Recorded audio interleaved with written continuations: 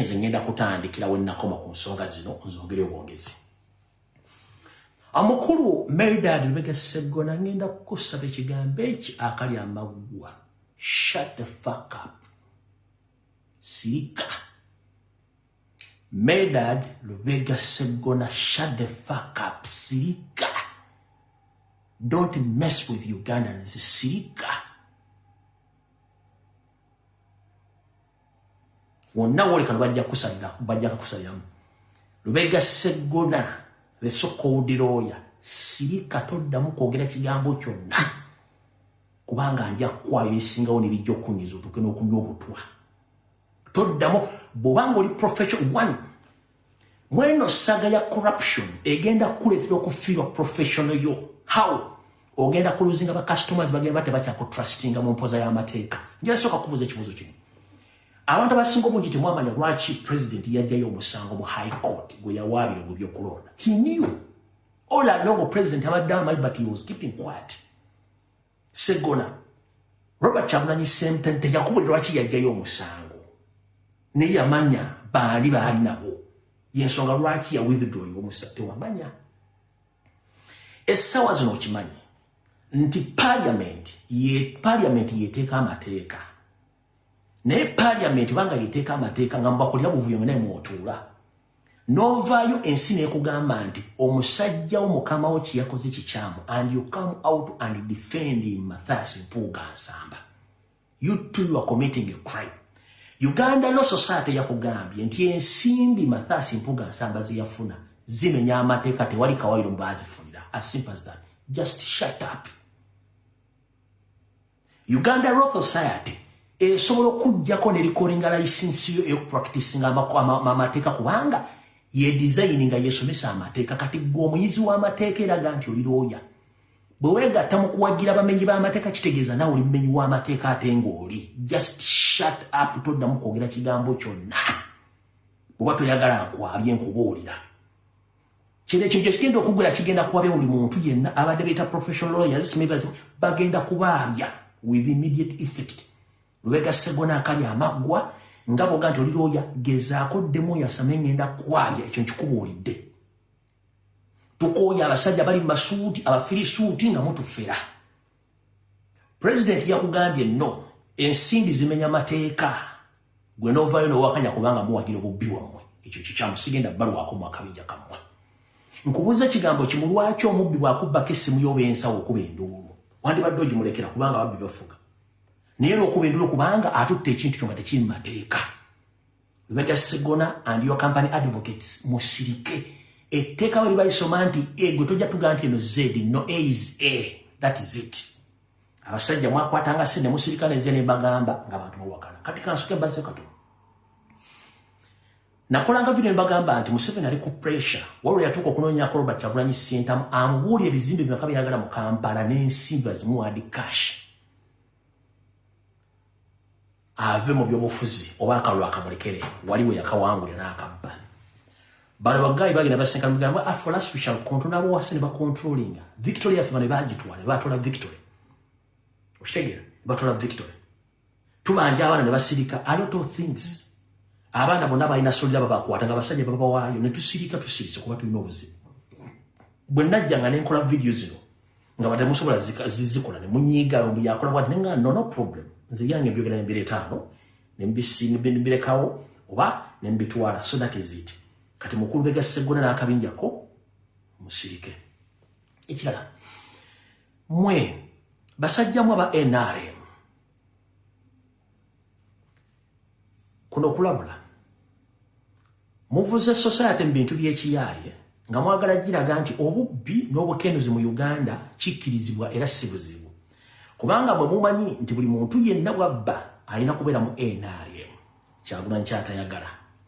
Kati mmwe kyova nti mwazze ku TV muwolereza mwe basajja ba DP block n'abantu musirikeeko Mike Mabike sirika Lubega mukaako sirika kuba mwogera tembiinako obuvunaanyizibwa musirike. Si bagenda mu mpola, si bagenda mu nnyo n'enjala baga musirike. Muleke kutwala ggwanga mu ntata. Mwagala kufuula nti obubbi mu Uganda kiryokko omuntu okubba era kigenda kubeera okay, which is not okay. Awo tetugenda kulwawo.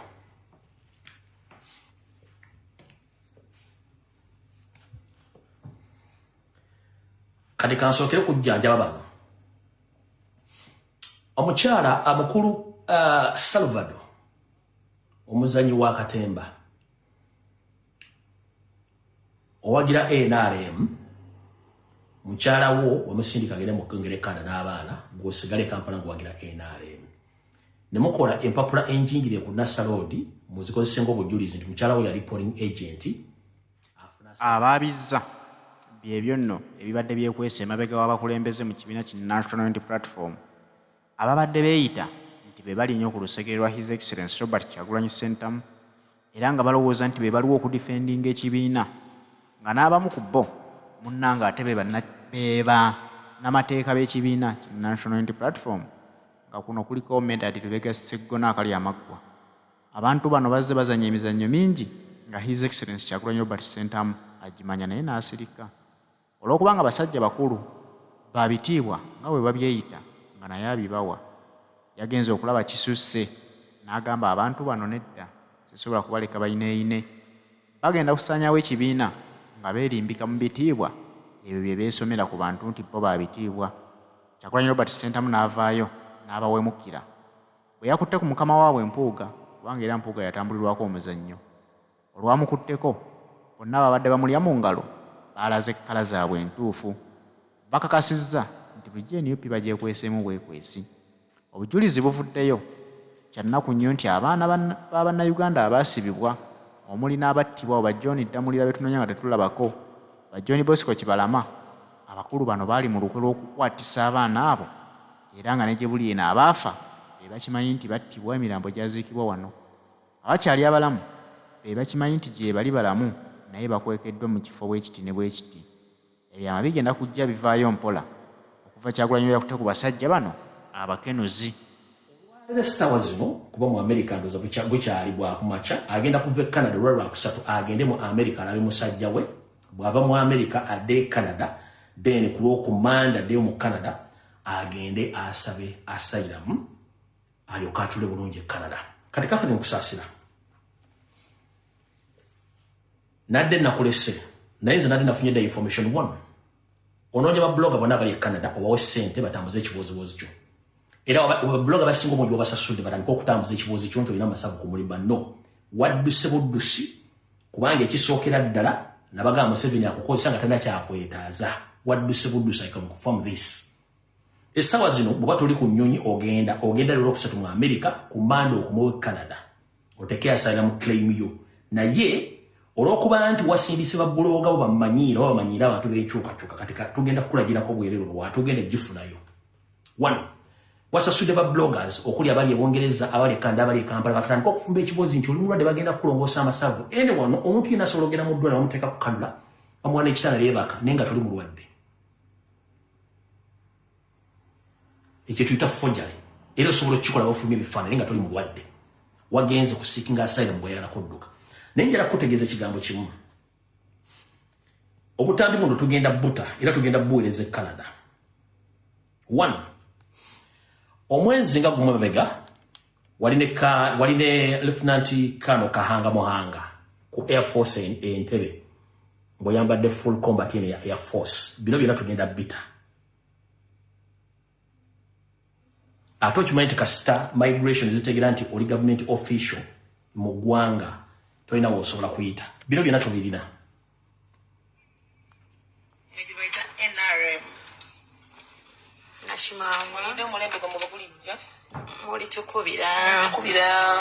Muli tugamba amena yezo.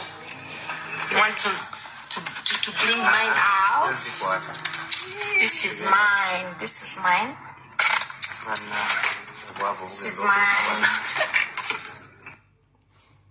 Tukadde mukano bino byonna tugenda bisirika wasindisibwa bulogo bamanyiire nga nkoze post okutegeeza ensi nti wadduse buddusi nosasula simano lita kago Bungereza n'abala batandika okubuuza ekibuuzibuuzi bonto n'amasavu ku mutima katugenda kukwaba tugenda nati ojja kudda e Kampala sibo tewaganya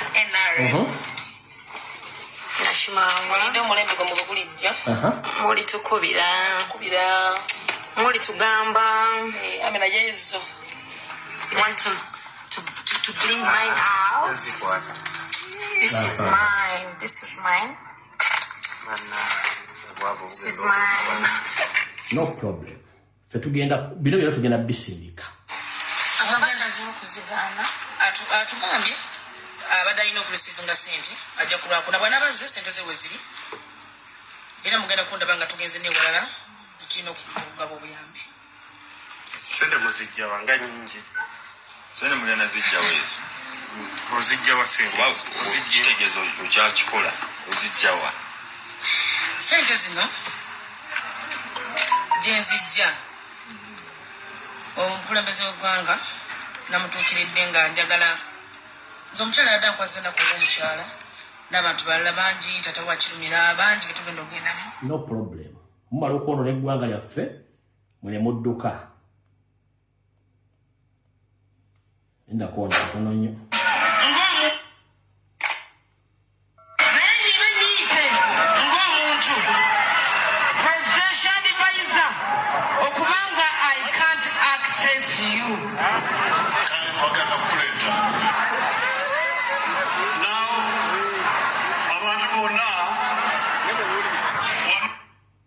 Temujja kudibaga ggwanga ate mudduke.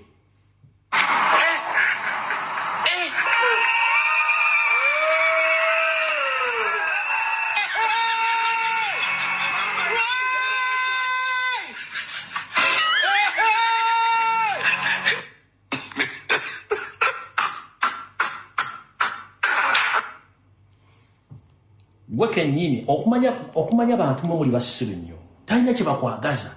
Kati wagenda okukima ebbaasa ewa Museveni Janet yatandika kukwata ku kabina ng'abuuza kino kituufu oba vako mweno video tebalina kye kuba bakulaba ng'ekidomola kankaddemu kano.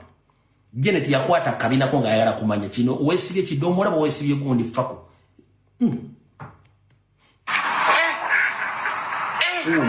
Janet najja nakwatako.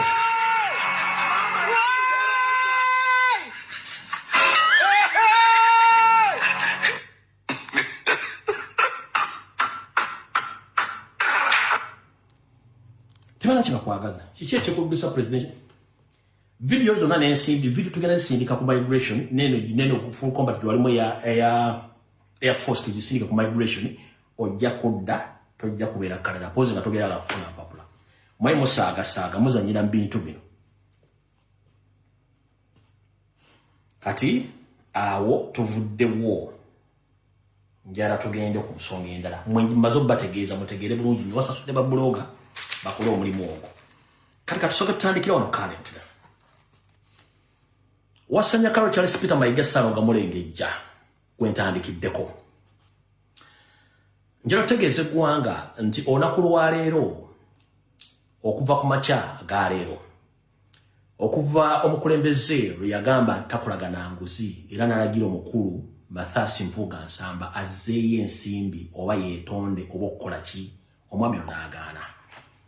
Kasooke mbategeeze President teyava mu bbanga genda teekayo kiwandiiko ekyo nedda. Baasooka ne bayita mukulu munnaabwe bulungi nnyo ne bamugamba ensobi wagikola era nakkiriza nti ensobi yagikola. Bw'amala okukkiriza nti ensobi yagikola ne bamuwa ebintu bisatu by'alina okukola mwabitegedde bulungi nnyo. Ne bamuwa olunaku lulamba yerowooza akola ekintu ekyo.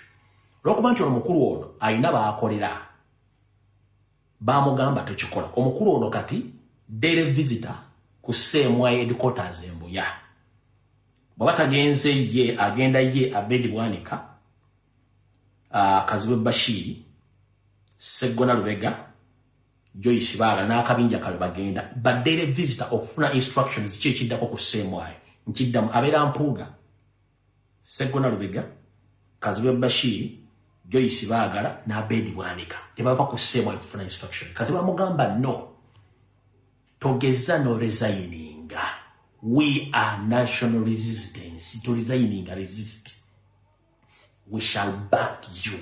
Kubanga bali babbi ne mu bubbi tebaswala. Kati kiri kye mbagambi wali nti waliwo organized criminals. Waliwo ne organized crime. Kati bonna abali mu organized crime ne organized criminals ne bajja babacking omusajja. Law society waya kugamba nti cha. That means president was right. Parliament batalina tteeka likuwa nsimbi. That means you are wrong.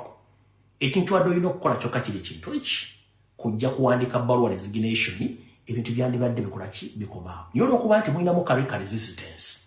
Yensonga lwaki waganya okukola ekintu ekyo kati public anaavaayo okunenya president onenya waabwe okujjako nga naawe oli mubbi era nkiddamu. Whoever comes out and defending Matthias Mpuuga and somebody's group that they are innocent, you too, you a thief. Ye never you defending Mpuuga oli mubbi. You a criminal, you are corrupt, and you a thief. Bwebe etteka ligamba nti ennyukuta ebeera atekyuka kufuuka zebbi kubanga omuntu amwagala.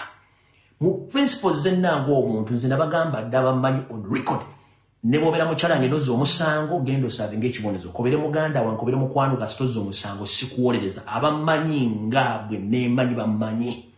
Nze ne bw'oggula olutalo ng'olwana n'omuntu nkuleka ne bakkuba n'ojja bulungi nnyo bw'okkiriza nti bankubye ne ndyoka kugamba ng'olabye kubanga sinze mba nakutumye. That is my principle. Era the principles of presidents zaalina. The moment you commit a crime, face the law. ANC gye twagala.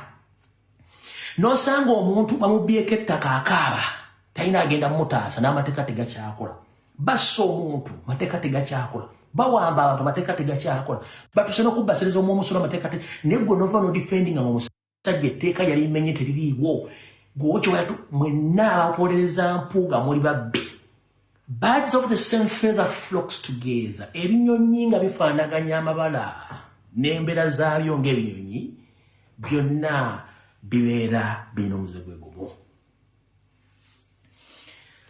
Nzize mbabuulira butya Yoseri bahabulwa tebasira mutano wa Kalekezi bwayagala okwawulamu Buganda okuva Robert Kyagulanyi Ssentamu mu Baakalulu. Nga kyalina okukola kwe kuteekawo abeeyita Abaganda batandika okulwanyisa Robert Kyagulanyi Ssentamu. Abeeyita ab'ekitiibwa. Njala sooka kutegeeza. Bw'oba oyagala ekitiibwa sooka weewa ekitiibwa. Bw'oba oyagala oweebwa ekitiibwa sooka weewa ekitiibwa. Tosobola kweyita wa kitiibwa ng'ate oli mubbi ng'oli mufe. That is impossible. One. Bwe nkugamba nti ebinyonyi bifaanaganya amabala n'ebiwawaatiro biwuka kye kimu era emize birina kye kimu. Abasajja bano Museveni yamanya Kyagulanyi amufuukidde ekizibu. Alina omuteekako omuntu gwe bagenda okuzimba indirectly. Yabadde Matthias Mpuuga. Don't be surprised. Mayiga ne Mpuuga kuliko ajja okujjanga presidential candidate. Nkiddamu. Don't be surprised. Ku Mpuuga ne Mayiga kuliko agenda okujjanga presidential candidate. Okulwanyisa Robert Kyagulanyi. Those two. Kati omukulu be bamukwatidde mu bubbi. Omwami ono wasaanya. Olw'okuba naye mufe mubbi. Bino bye yayogedde.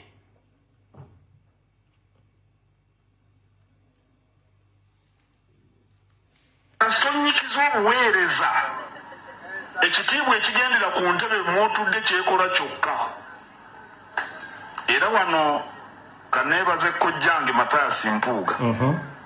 Kubanga naye aweereza n'aweesa ekitiibwa entebe ey'oludda oluvuganya gavumenti.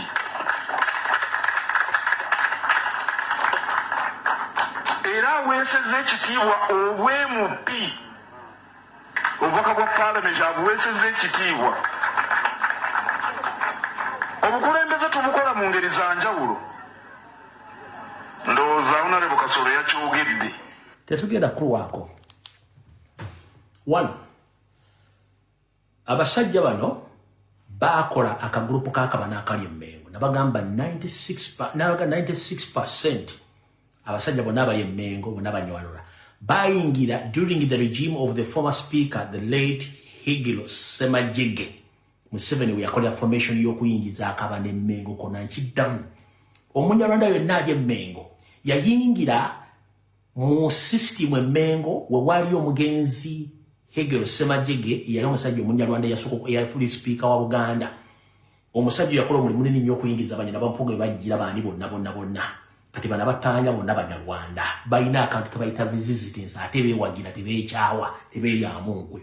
Kati ono ali mu kwogera bino abbye ettaka lya Buganda assa abantu buli kimu bakikoze kubanga alina okudefending ono mission yaabwe. Kati njala tuve kwanjula katandike butereevu.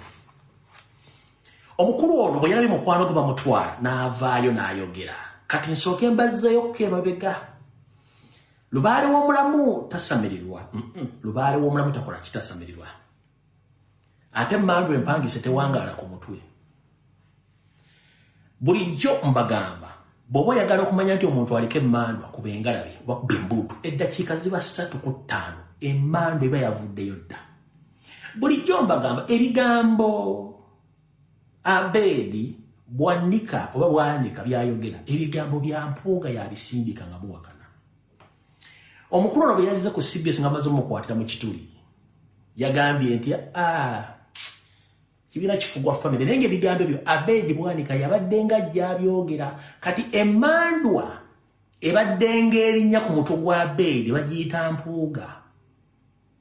Kati emmandwa ebadde erinnya ku mutwe gwa Abedi bagiyita Mpuuga. Kati bwe yamuse ku mutwe gwa Abedi n'ekwata nnyiniyo kennyini yayogeredde ddala ebigambo bye bimu oli omukongoza Abedi byabadde ayogera ndoza mukitegedde bulungi nnyo. Emmandwa yalinnya ennyiniyo n'abiyogerera bwanika n'abyeyogerera byabyogeredde ki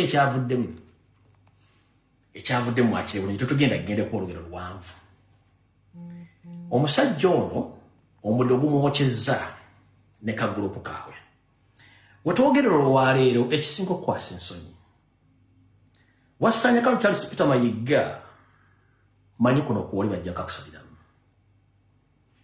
okutta olukomo lw'essimu ng'otudde wonna obadde otudde n'okubira ba MP bonna abava mu kitundu ekya Buganda ng'obagamba tebageza ne beetaba mu kukonda eminga Mathias Mpuuga mbu kubanga waliwo akabinja k'abaagala okutta bannabyabufuzi Abaganda.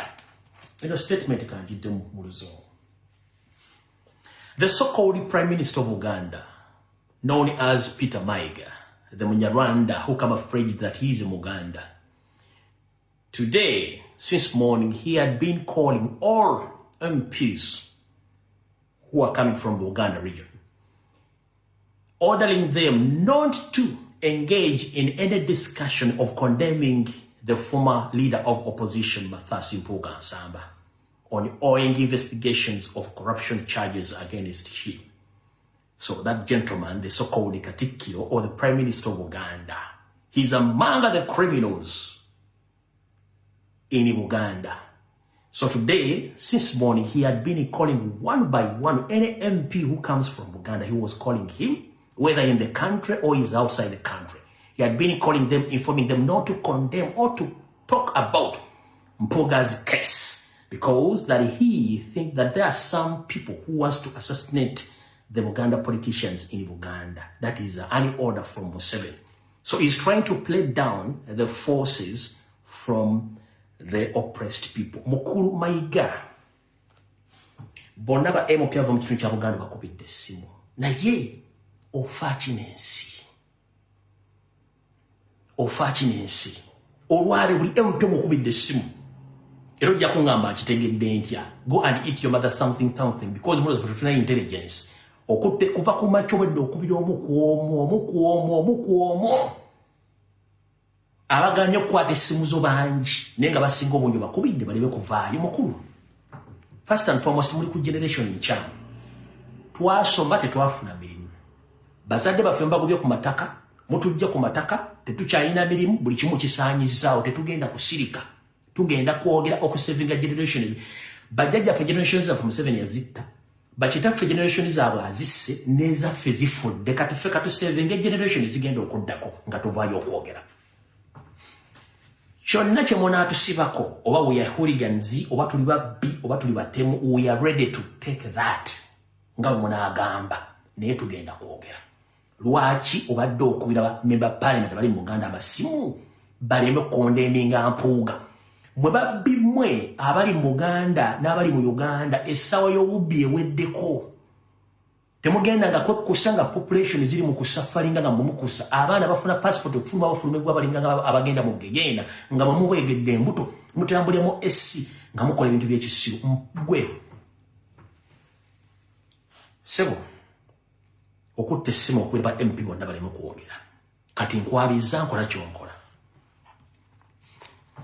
ebyo nno olukwe lw'abakulu balulinnyeemu ensonga zaabwe zibadde za kusaanyawo kibiina ki National Unity Platform 2026 abakulu bali mu kweteekerateekera bifo oweekitiibwa Charles Peter Mayiga n'omukulu Mathias Mpuuga Nsamba baagala kujja nga ba presidential candidates bamanyi nti bwe baleka NUP n'eyinaayina egenda kutuuka 2026 nga tewali agikuba ku mukono era nga bwe yeegiriisa mu 2021 n'olwekyo baagala bagimenyeemenye baginafuye batuuke okwesimbawo ku bba ababiri omwana abazze nga bakimanyi nti NUP yo twaginafuya kati ate ono abeerazze waakiri ayinza okubeera ow'amaanyi okusinga ku Kyagulanyi bw'abaddewo naye bannayuganda bagamba nti ekijja kijje tulina Kyagulanyi